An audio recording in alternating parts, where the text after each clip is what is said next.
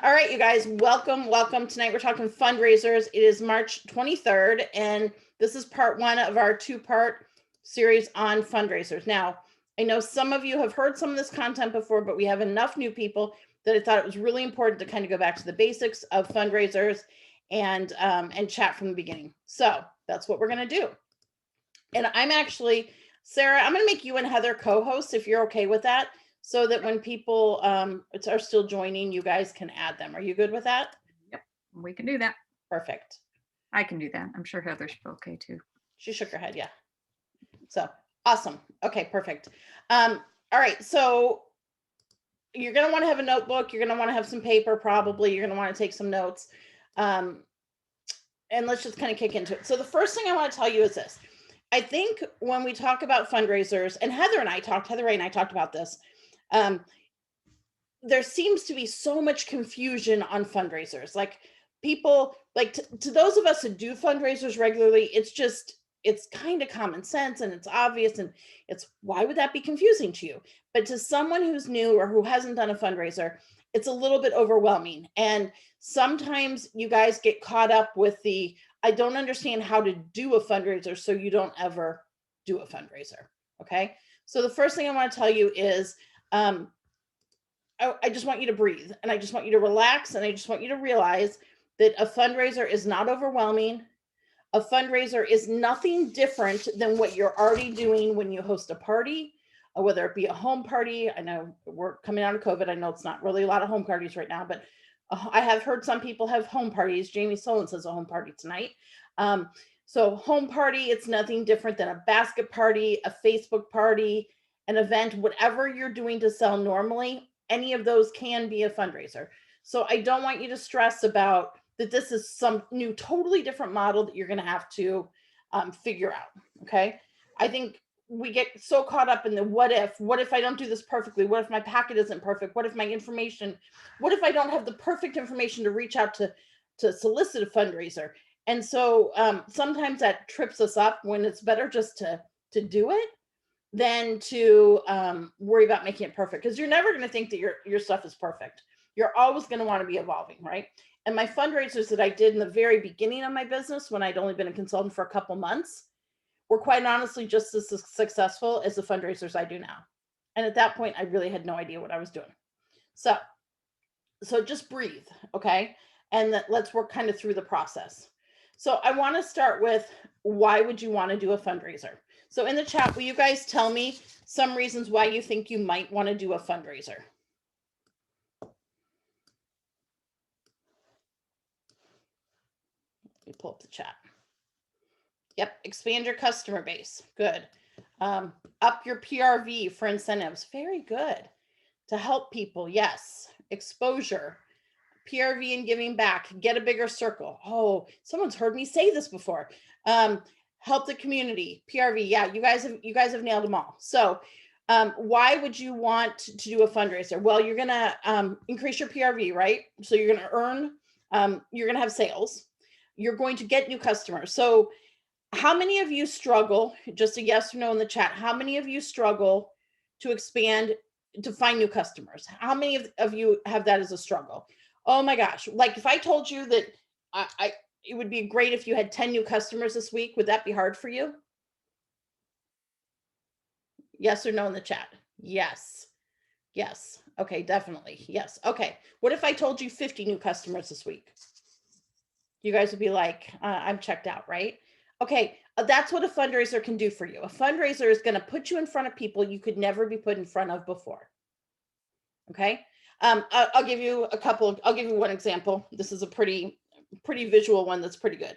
So my oldest, who graduated from grad school in December, he did not play high school sport. Well, he played soccer, but he did not play rugby in high school. He decided it would be a brilliant idea in college to take on a contact sport. Okay. And so he decided rugby would be a really good sport to take up at the collegiate level. So he played rugby at Duke and he played rugby at University of Michigan. Now, rugby at the college level is a club sport. It's not an NCAA sanctioned sport for men. So what that means is NCAA sanctioned sports have funding from the university. Club sports typically do not, or have minimal funding. So the Duke rugby team and the Michigan rugby team needed fundraisers. Okay. So they had expenses. They had a trainer, they had a coach, they had uniforms, they traveled to rugby competitions, all that kind of thing. So they needed money. Well, my son grew up with rugby with Sensi, and he made the connection when they're talking, hey, we need to raise some money. And he was like, well, how about a Sensi fundraiser? Okay. Right. So sure enough, that's great. We can help. So the University of Michigan decided a couple years ago, not this fall, the fall before, to do a Sensi fundraiser. So we're talking, I don't remember if it was 60 or 80 guys, who all had families all over the US and Canada, who all now were going to do a Sensi fundraiser. And they were going to do it around Thanksgiving time when they were all going home to their families. And so they could share Sensi with their families. That is hundreds and hundreds and hundreds of customers that I could never put my hands on otherwise, because I would never have access to those people at the University of Michigan or their families located all over the US.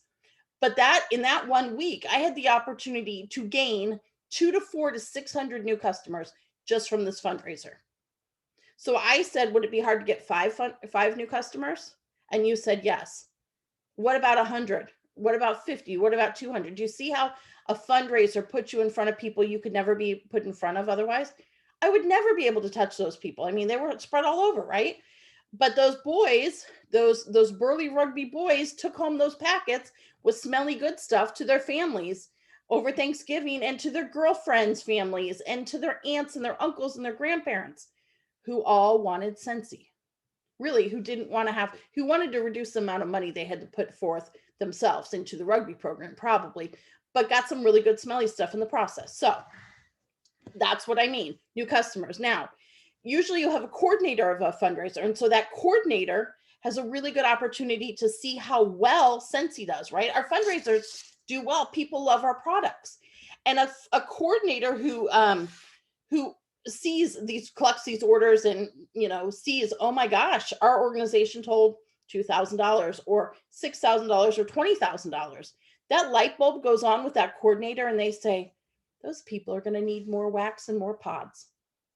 And so what do you think happens to that coordinator? They think, maybe I should become a consultant, right? So you can not only get new customers, but you can get new team members as well. Now, how well you take care of those new customers is up to you, completely up to you. If you have great customer care, though, then you can obviously, pull repeat sales from those customers. You can obviously continue to have them purchase from you, continue to expand your social circle. So that's number one. You guys nailed it on the head when you said PRV for incentives. So you need PRV if you want to earn this incentive, right? So how much do you need for level 3? Somebody tell me in the chat. 3,500, right? So it's very possible to do a fundraiser that's 3,500. It's also possible to do a fundraiser that's 2,000 or 1,500. If you had a couple fundraisers lined up during this incentive, you would be in really good shape for PRV. Okay. So you're not going to make a lot of money on a fundraiser, right? Because you're going to donate part of your commission back, but it's going to help you accomplish the other things: incentives, promotions. If you are a lead consultant looking to promote to star consultant, you need a TWV of 2,500, right? A nice fundraiser really helps you get close to that. Now, you obviously need some other things. You need a certain number of active frontline, all that kind of thing. But fundraisers really help with promotions, and they also help with annual awards. Most years, I could earn annual sales award from my fundraisers, 30,000 in retail sales over 12 months. It's over the fiscal year, okay? May 1st to April 30th. And you get a $1,000 bonus from Sensi. Do some great fundraisers, and it really helps you get closer to that number. And the other reason, our core value is generosity. Our core values are authenticity, simplicity, and generosity. And so a Sensi fundraiser really aligns with that core value of generosity. Okay. So any questions before I move on why you might want to do a fundraiser? I'm going to go with no. Okay.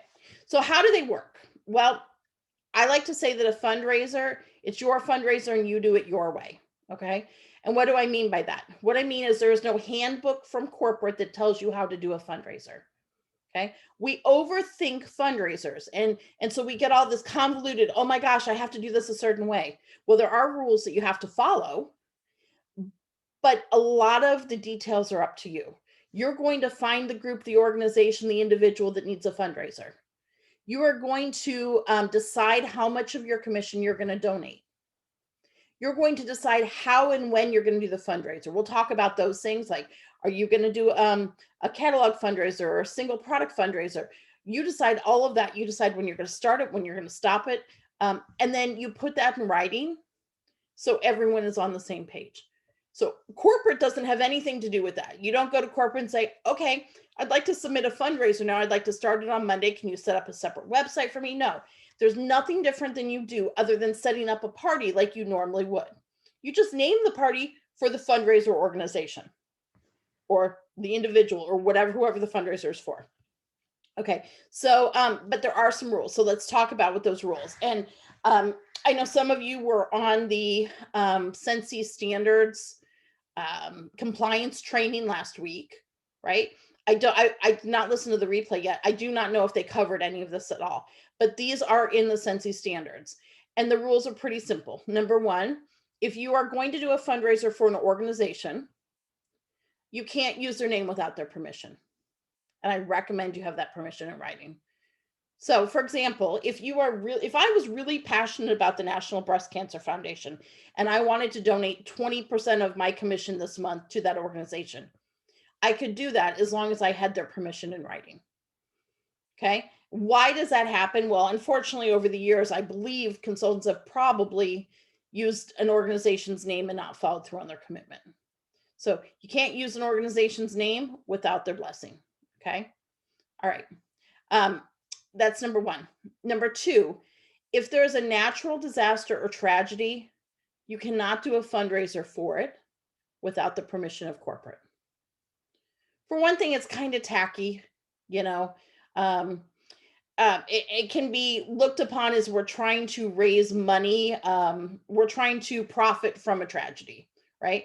Now, there are some exceptions when corporate will make an exception, like if you live in if you live in the community. I know that Hurricane Harvey, there were some people that were granted permission to do a fundraiser.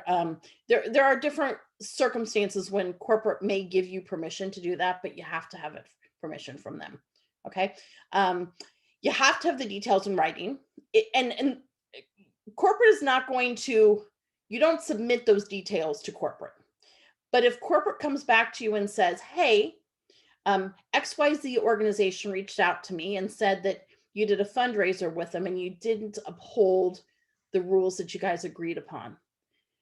Can you show us what was the written agreement on that or what you guys agreed to? If you can't prove that, then you can't prove that you did the right thing on your end.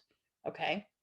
So say I do a fundraiser for a PTO and the PTO comes back and says, whoa, goes to Sensi and says, hey, Karen told us she'd give us 80% of her commission and she only gave us 25. Well, obviously I would, or 80% of sales. Obviously I wouldn't give 80% of sales, right? I don't make 80% on sales. But if I don't have something to prove what my agreement was with them and that I held up my end of the deal, I don't want to get in trouble. So you need to have it in writing. Normal timelines apply for a fundraiser.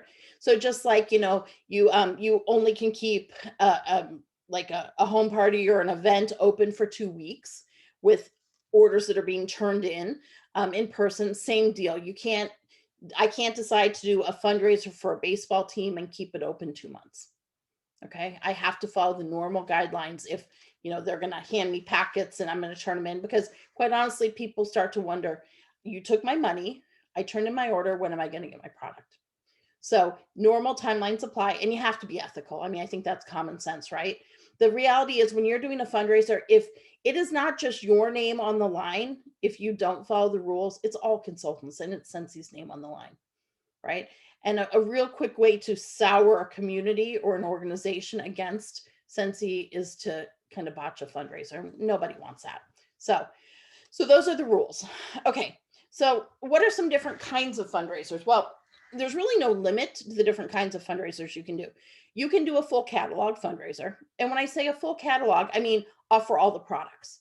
I don't mean you have to use a catalog.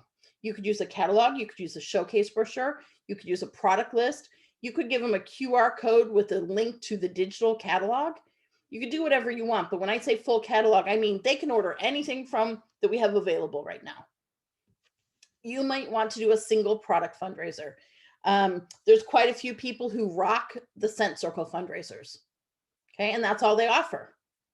Heather Gorsuch, I mean, I think she brings in 8,000 when she does her ROTC fundraiser for her the one high school, and it's just a Cent Circle fundraiser. Okay, let me phrase that. Let me reword that. I think she has 6,000 to 8,000 in sales. I don't think she donates 6,000 to 8,000 to the group. Okay, and that's a Cent Circle fundraiser. If you're doing a fundraiser for, let's say, an animal rescue, maybe you just want to use our pet products. Okay, so you can pick and choose, or a buddy clip fundraiser, whatever. You might want to set up a booth at an event and donate money back from it. So, for example, the 3-day one of the 3-day cancer walk. Okay, maybe you want to set up a booth there, and you want to donate to a team or to the local organization a percent of the sales of what you sell that day. You could do that. That's what I would call an event fundraiser. Perhaps you are really passionate about the American Heart Association, and they do a gala or some kind of benefit in your community one night, and you reach out to them and they say, yeah, set up a table, take orders at night, give us 25% back, or whatever you want to do. That would be an event fundraiser, what I would call an event fundraiser. Okay. Perhaps you want to do, I would call it a party for a cause. So I have some customers who don't want to do a party because they don't want to feel like they're asking their people to buy from a party, so they're going to get the host rewards, but they are really big into philanthropy, and so they will do what they call a party for a cause. And so they will invite their friends to come, whether it be a home party, Facebook party, basket party, however they want to do it, right? They will invite their friends to come, and they will choose a cause that they're passionate about, and I will donate a percent of my commission to that cause that they're passionate about. So that's a party for a cause. In that case, typically the host is giving up her host rewards in lieu of a donation to the organization. Not always, it depends upon, how you want to work it, but you can. All right, so those are some different kinds of fundraiser options, and that's just a few. There's lots of different ways you can do a fundraiser. So, all right, any questions at this point? Have I confused you guys yet? Let's see. What if you want to donate to a fallen first responder? Can you just say their name? Do you need permission from the family? Yeah, you would need permission from the family for sure. So, I think that's courtesy for one thing. I mean, I think it would. I definitely think you need permission. Do you guys agree? Shake your head. Heather, Sarah. Yeah. Okay. Everyone. All right. We're all in agreement on that. From the agency, if you're not going to mention the organization, I think you would, if you were just doing it for someone who's fallen and you were doing it through that family, you would probably leave the name of the agency out that they worked for. But that would be something you would negotiate with. If you wanted to use the agency's name, you would need to have their permission, their written permission. I will address the tax information at the end. So ask me again if I don't answer that. Okay. Let's see. So how are you going to find your fundraisers? Well, there's a lot of different ways that you can find fundraisers. I want you to start and think about what you're passionate about, because things that you're passionate about, you obviously probably have a connection to. If you're really passionate about, I don't know, mini labradoodle rescues. I don't even know if that's a thing, mini labradoodles. Then maybe you're involved with some organizations that, rescue organizations. Maybe you're really passionate about the VFW, whatever you're passionate about. Okay. There's probably a group, and there's probably a group that needs to raise some money that corresponds to your passion. I mean, there are groups for everything. Then I want you to think about groups that you understand. Think about what your niche is. And this is, I think, where you become most credible and have the most success with fundraisers. Now, don't limit yourself to this, but it's a really good starting place. Okay. So, for example, I can give you I'll give you 3 examples of groups that 4 examples of groups that I understand, and I'll do them quick. Number one, I already mentioned it, collegiate rugby teams. I don't know much about the inner workings of a high school or a rugby team, like at the lower levels. So I wouldn't necessarily solicit a fundraiser for them unless I had a connection or unless I learned a little bit more about how they work. But I understand I could do a fundraiser for any collegiate men's rugby team, because I understand their needs are about the same. So it's not just a matter, could I solicit one to Duke? Could I solicit one to the University of Michigan where Logan was? But I could reach out to any organization, any university, because I would know how to talk to them about what their needs are. Does that make sense? Okay. Another example, Lauren, my middle child, is a rower, and she's a collegiate rower, but she rowed in high school. When I say rowing, crew, rowing team, row your boat. Okay. So I know how rowing works at the high school level, at the club level. I know it's a really expensive sport. They have really expensive boats. The regatta fees are really high. What you pay as a parent is expensive. There's travel costs to all these regattas. There's meals, there's all of these expenses, and most programs have a scholarship fund.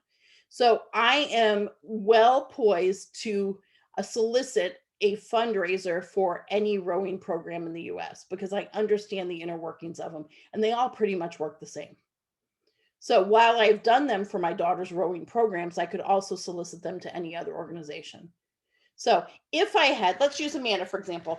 Amanda has a daughter who is a fantastic soccer player, and she understands club soccer and how expensive it is and the travel costs and all that kind of thing. She could solicit a fundraiser from any soccer program probably in the US. Same with cheer, same with dance, same with whatever, okay? So those are 2 things. The other one that I would say that I'm pretty in a pretty good position to talk about is high medical expenses with a chronically ill child, or with someone who has a complicated medical needs. So, and I'll give you an example of that a little bit later. Because of Luke, I understand how much it costs.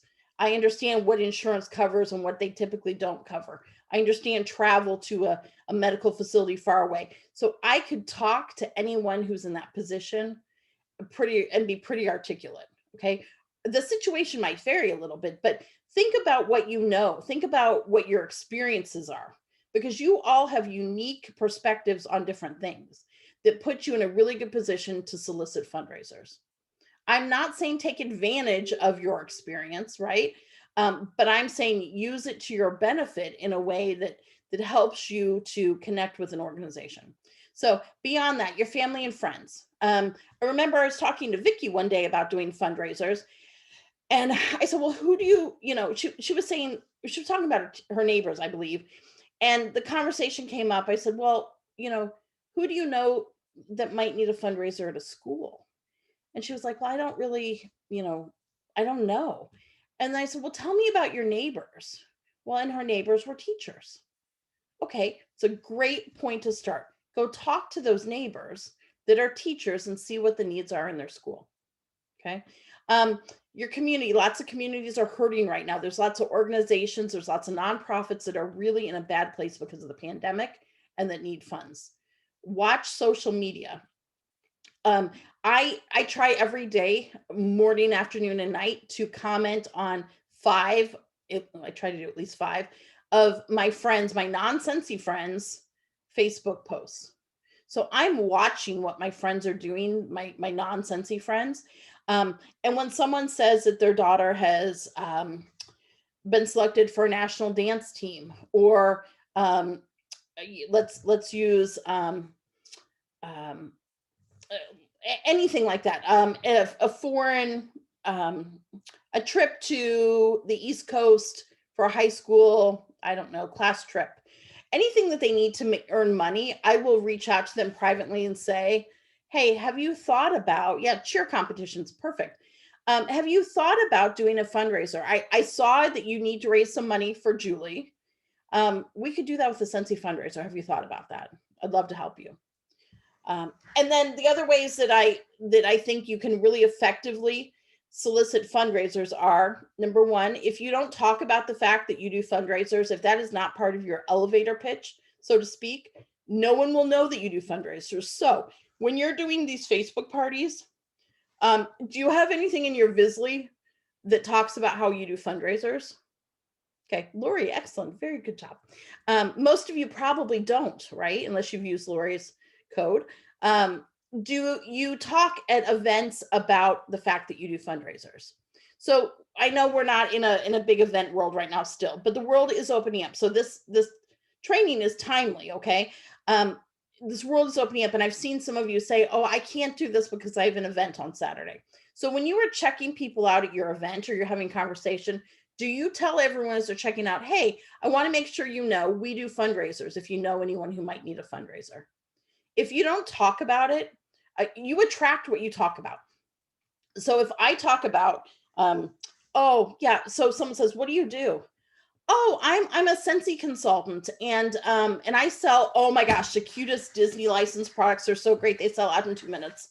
Okay, then who's going to be attracted to me? People that want Disney products, right? What if you're trying to recruit? Then what you're talking about is when someone says, "Hey, what do you do?" Oh my gosh, I sell Sensi. I help women and men build, become entrepreneurs and build powerful businesses. So if you talk about fundraisers every time, this is my standard when I meet someone. Um, it's funny, a couple of places we've lived last, people have thought because Steve and I both work from home pre-COVID, people think that we're part of the witness protection program because they're convinced that, husband and wife couldn't sell wax and work from home. So people say, well, what do you do? Oh, I'm a leader in an international fragrance product, and I help organizations all over the country raise money through fundraisers. That's what we do. That's a huge part of our business, right? Steffi does a great realtor baskets. And so she talks when she goes, she says, oh my gosh, I'm a consultant with an international fragrance company and I do great closing gifts. So you attract what you talk about. So if you aren't talking fundraisers, you're not going to get fundraisers. And then, we talk about our customer mailouts a lot. When was the last time you included information about the fact that you do fundraisers in your customer mailout? If you have not included that in the past 3 to 6 months, it might be a nice time to create a very simple postcard that just highlights the fact that you do fundraisers.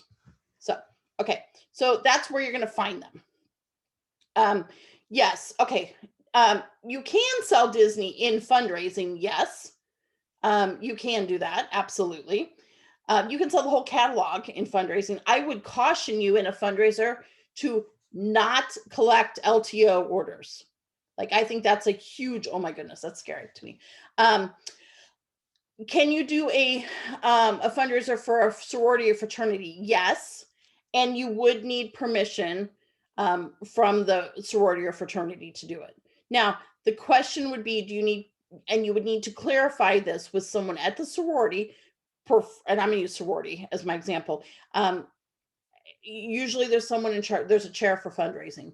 So you would need to know from them, can they give you permission to use the sorority's name, or do they have to get permission for you to use it from headquarters?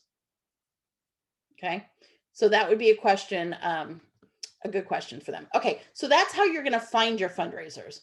Who needs them? Well, the list is pretty endless. We've kind of talked about that. I want you to think beyond the school, the PTA, PTO. Those are great organizations and they do need fundraisers, especially now. Lots of them have had really high expenses with COVID and buying all the added technology and all that kind of thing. But I want you to think beyond that. I want you to think about sports teams of all kinds, elementary through collegiate through adult rec. I want you to think about high school and university clubs and organizations. I want you to think about church groups.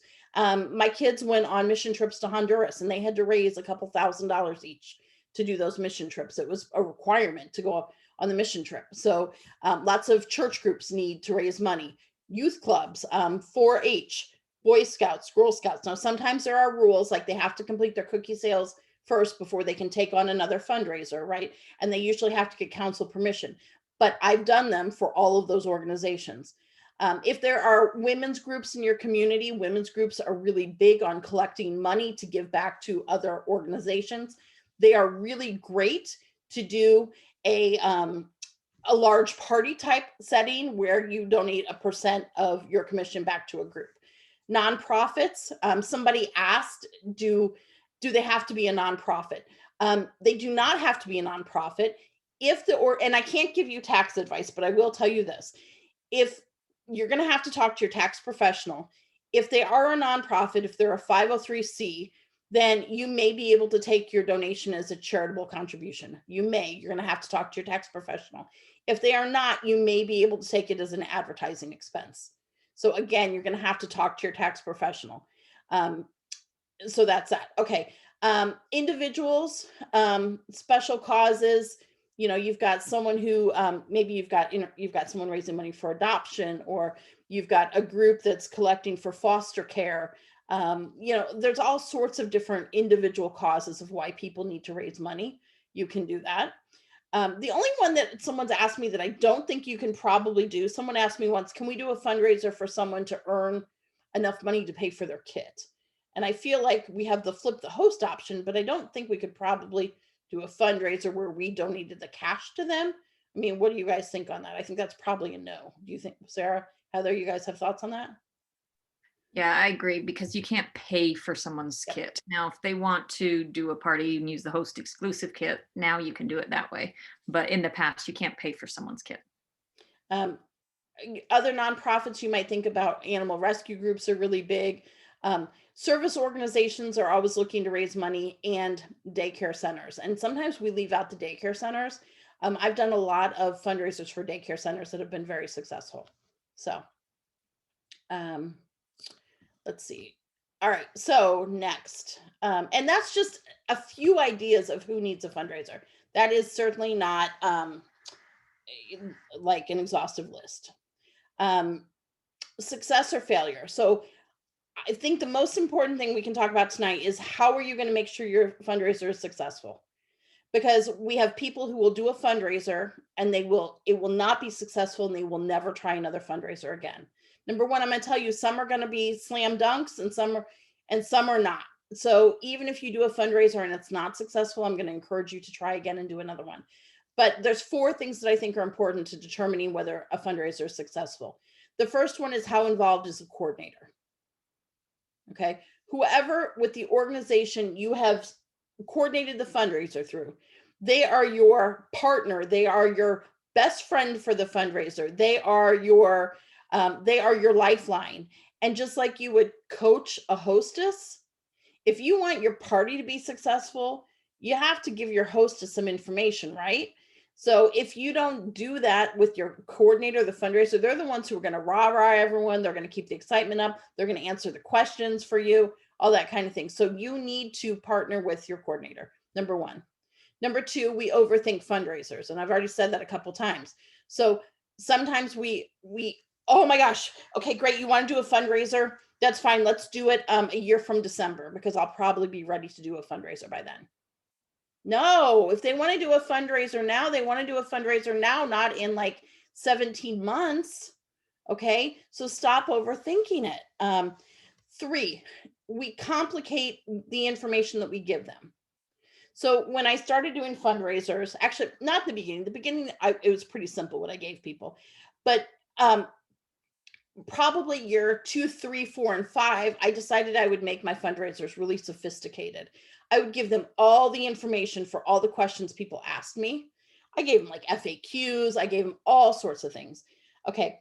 I know when my kids would bring home a fundraiser to me, I open up the fundraiser packet. I take out the catalog. So it's cookie dough or wrapping paper or whatever it is I'm buying, $40 pizzas, whatever it is I'm buying, right?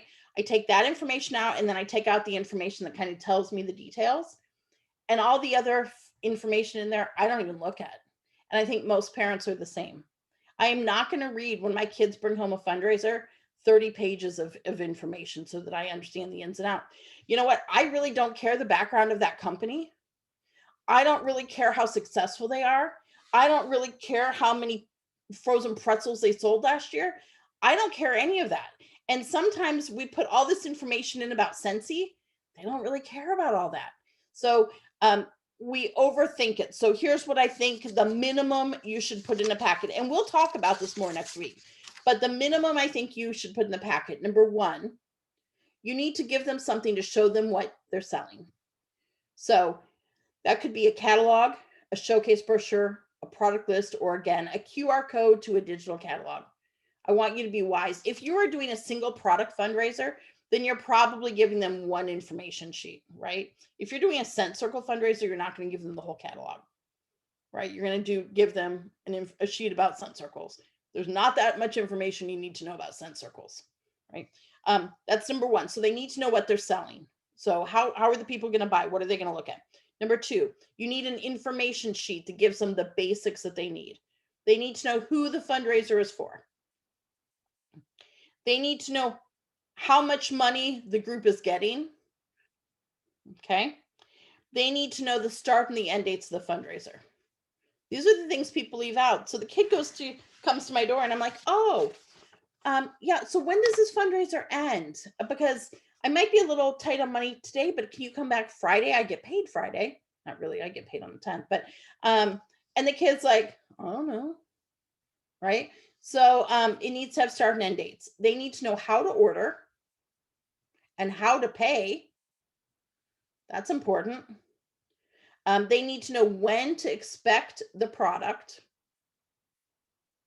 And they need to know the tax rate if they're being charged on the fundraiser, which 99% of fundraisers, there is a tax charge because in most states, even if it's a nonprofit, there are some exceptions to this, and we'll talk about it next week. But in most states, you pay tax on the fundraiser because the organization is not buying the product to use themselves.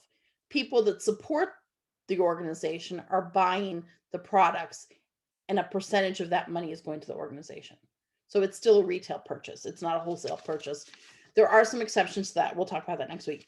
And then they need order forms. So they need to know what they're selling, catalog, product sheet, showcase brochure, QR code. They need an information sheet with some basics, and they need order forms if they're packets. Okay. And I know we have been doing totally virtual fundraisers, and you guys are rocking that already. I know some of you have joined since COVID started and have not done any kind of non-virtual fundraiser. So because the world is starting to open up in many places, that's what we're talking about primarily right now. Okay. I know it's not fully open now, but I want you to think about the places that are starting to open up and the timelines for fundraisers. So the last thing that you need to have a successful fundraiser is what I would call the success test. So I'm going to challenge you. The main reason 100% that fundraisers fail, and some of you have heard me say this until I'm blue in the face, is you are not connecting and selling to those that support, believe in, and benefit from the organization. I'll say it again. You must connect and sell to those that support, believe in, and benefit from the organization. And if you are not doing that, your fundraiser will not be successful. You must connect and sell to those that support, believe in, and benefit from the organization. So let me give you 4 examples. My daughter's rowing team.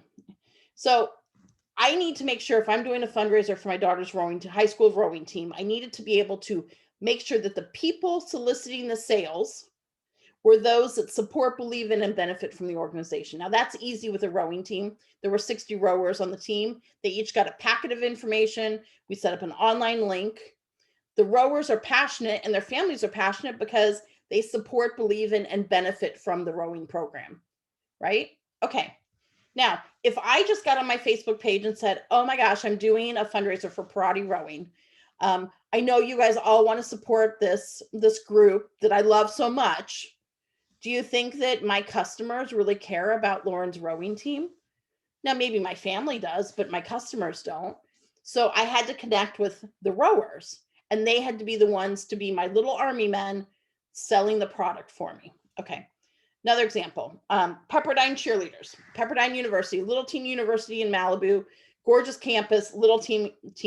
I did an event in Northern California, or in Malibu, Thousand Oaks, Malibu area, a few years back, and they came to my booth, and I mentioned fundraisers to them. I said, "Oh my gosh, you guys, do you guys need fundraisers?" And they're, yeah, we do. They're really cute. And I gave them some information, and I did not hear from them. That was maybe June or July, and I did not hear from them until October or late October, when they realized that they needed money for a national competition, and where were they going to get it? So great, they reached out to me. Sure, I can definitely do the fundraiser. So, but to be successful, if I just shared that I was doing it for the Pepperdine cheerleaders, nobody would care. None of my friends care about that. That's sweet and that's great. I had to connect with those who to support, believe in, and benefit from it. So I had to put packets into the hands of the fundraisers, of the cheerleaders, and I had to put information into the hands of they had to get it to their families, their friends, their supporters, their alumni, all of those people, and that's how we had a successful fundraiser. Now, Ronald McDonald House. This is a cause that's near and dear to my heart because Luke has spent so much time in hospitals. We can't stay at them because Luke has a peanut allergy and they don't have any peanut free facilities. But I really believe in the cause of Ronald McDonald. They do some really great things for people. So if I want to raise money for the Ronald McDonald charity house in Savannah, Georgia, I could share that I live in Hilton Head. I could share that. It's kind of my local community. I might have some local people who would be interested. And oh gosh, yeah, I love Ron McDonald. I would love to benefit, but I need to make it successful. So I need to connect and sell to those that support, believe in, and benefit from the Ron McDonald House. So I need to make a personal connection with the Ron McDonald House, and I need to have a liaison there who's going to work with me. Now, two things that come to mind for the Ron McDonald House. Most Ron McDonald houses have a gala or a benefit once a year. And even in COVID, they've kind of come back and have them, right? So I can set up a booth at that event and with their blessing, and donate a percent of my commission to from the sales that night.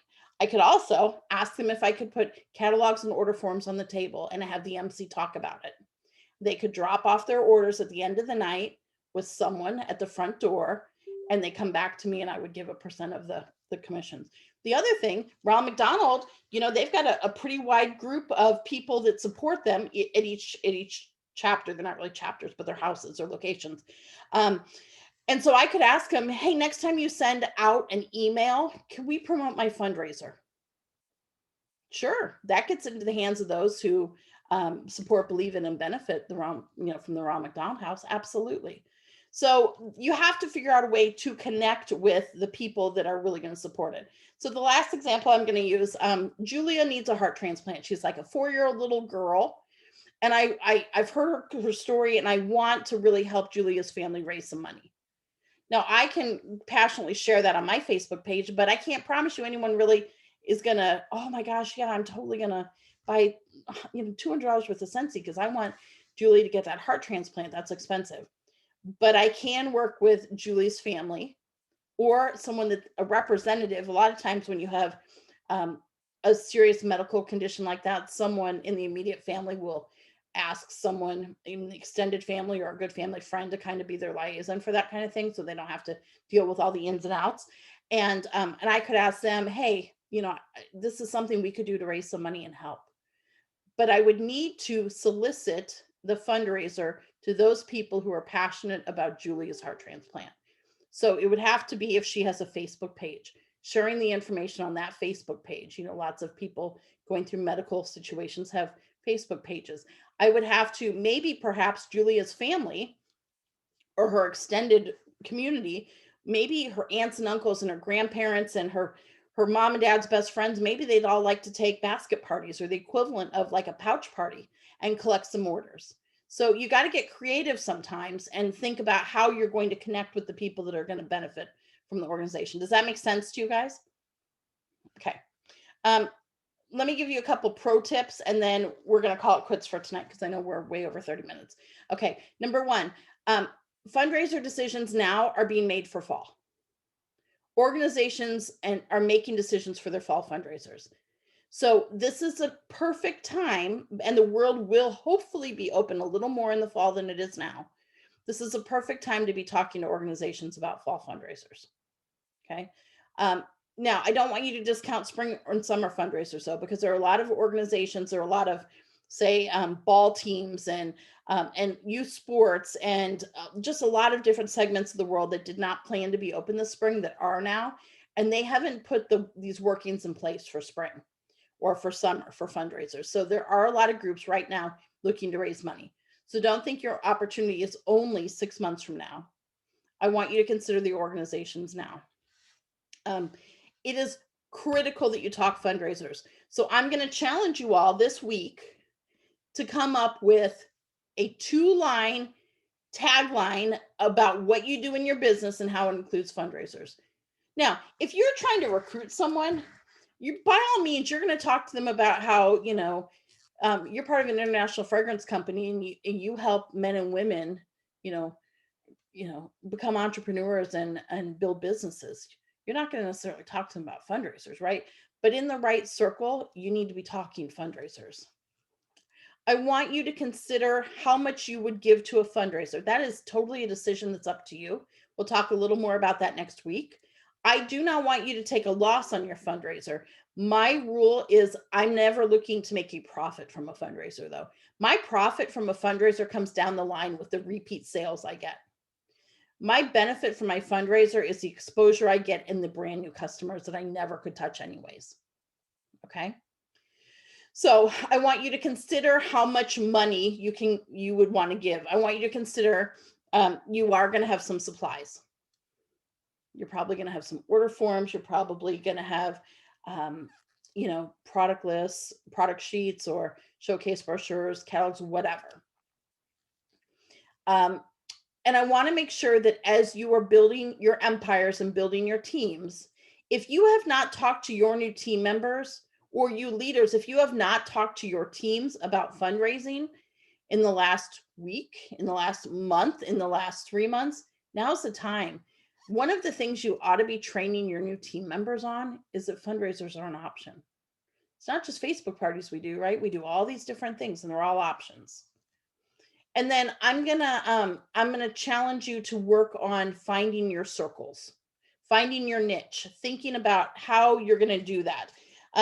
I would encourage you guys, we've walked through the exercise where you expand your social circle. We put the circles on the paper, you draw your lines out with things that you're passionate about. I'm gonna challenge you to do the same thing with fundraisers. Put your name in the middle of the paper, draw a circle around it, and then I want you to think about who you know, what organizations you know, and who needs money.